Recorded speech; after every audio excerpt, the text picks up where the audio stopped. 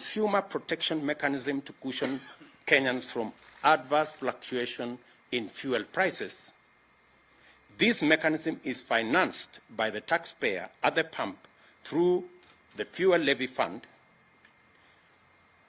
We ask, where is the 39 billion shillings petroleum development levy fund meant for the fuel subsidy program as this crisis deepens? The Auditor General has already raised questions on the irregular and illegal diversion of these consumer protection funds to state agencies and unnamed private entities. She has also decried abuse on the petroleum import system in favor of some preferred and politically connected oil marketers deliberately depriving Kenyans of the subsidy mechanism. Can the Treasury also confirm or deny that the diversion of funds has been used in debt servicing and infrastructure development without the approval of the National Assembly? Can the Ministry of Energy and Petroleum list the import quotas that have been allocated to oil marketers over the last 1 year, and which are these oil marketers by name? The Petroleum Products, that is Tax and Levies Amendment Bill of 2021, whose passage has been frustrated in Parliament, should be processed, and all the roadblocks and back and forth between the different departments of government be removed, so that this bill can be passed as a matter of national emergency. For the record, this bill seeks to reduce the huge levies on petroleum products. That is the reason why our prices in Kenya are beyond the international prices, including prices in our neighboring countries. Why, we dare ask, hasn't there been any subsidy allocation in the budget in the last 3 years, including in last week's supplementary estimates, where our Kenya Kwanza MPs tried to provide for allocation for the subsidy program on fertilizer, but it was frustrated. Only for the Ministry of Agriculture to engage in the current PR stunts late in the day to pretend to provide subsidized fertilizer.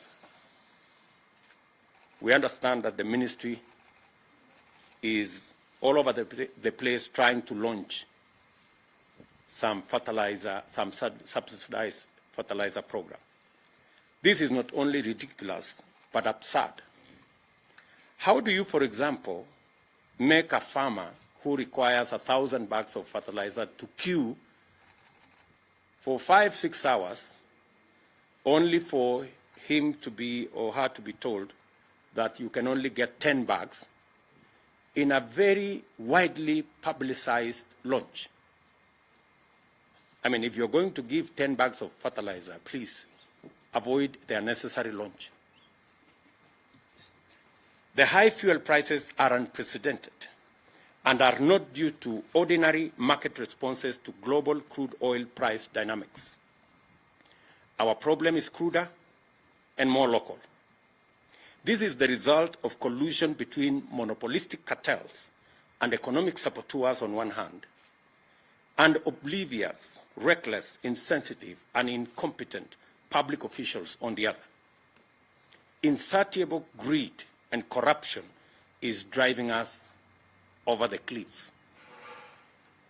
The current state of affairs is a clear manifestation of the vestiges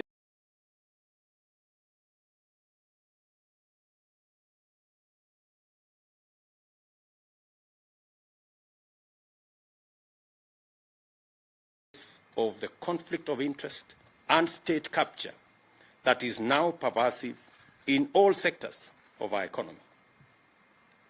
Kenyans, in their entirety, want an end to the disturbing development that has emboldened cartels, which have taken over critical economic sectors and are now moving in top gear to capture the state. That is why the benefits, powers, advantages, privileges, and other interests of these barons and cartels take priority over the plight of 50 million Kenyans. This is also why, in the midst of this distressing crisis, the loudest messages from public officials, including ministers, are centered around BBI reggae and Azimio jingle bells and whistles. These turn deafness, greed, and callous indifference must stop.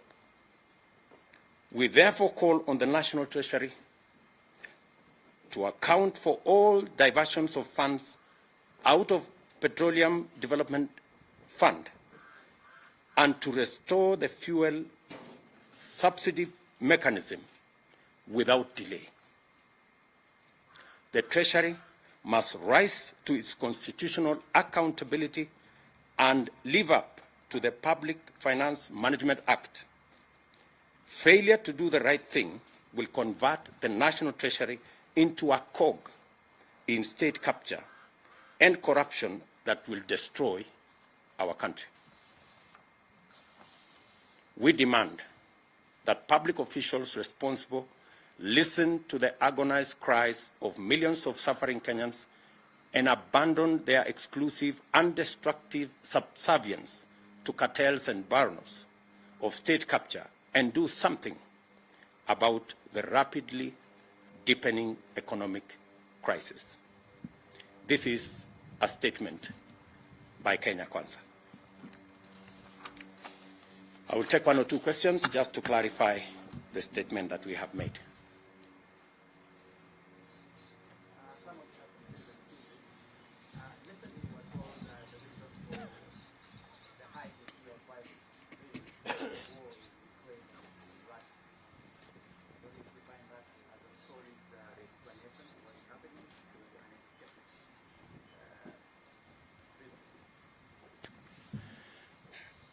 The people telling us about Ukraine and Russia are also telling us that there is no shortage of fuel.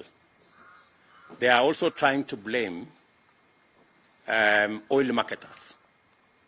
So they are even conflicted in the reasons why we have an artificial crisis in the country. From their own statement, they are not sure of what to say. Is it because of the war in Ukraine, or is it because of the crisis with our oil marketers? Which is which? And that goes to tell you that this crisis is orchestrated, and it is as a result of the cartels and barons who have taken over, using conflict of interest and state capture in our economy. I mean, a straight answer would be, how come that fuel in Uganda is cheaper than fuel in Kenya? So, and yet the fuel being sold in Uganda goes through Kenya. That tells you that that kind of explanation is escapist and has no basis whatsoever.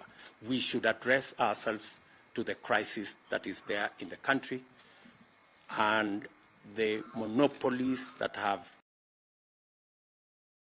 taken our fuel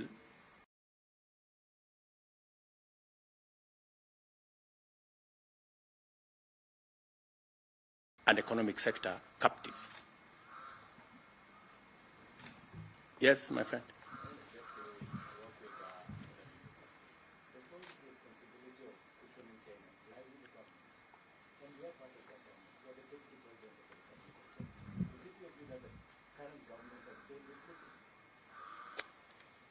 Kiru Yanet, you don't live in Kenya. I mean, honestly. You know as much as I do the situation in Kenya. You know that what was government is now like the opposition, and what was the opposition is now behaving like it is government.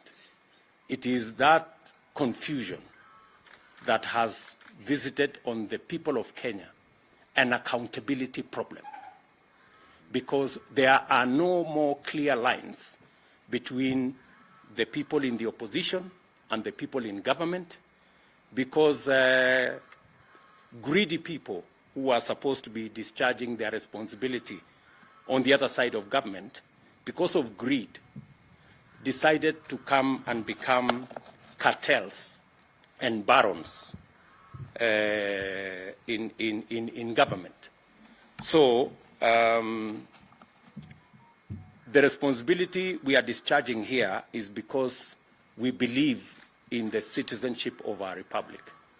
This is somebody else's responsibility, but we are forced to do it because we have the interests of the nation at heart, and we want the right thing to happen in Kenya. We would have chosen to keep quiet, but the crisis in Kenya cannot allow us to keep quiet.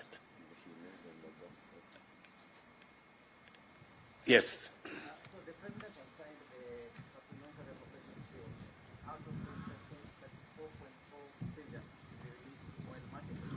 Does this address your fears? You know, we are locking the stable when the horse has already bolted.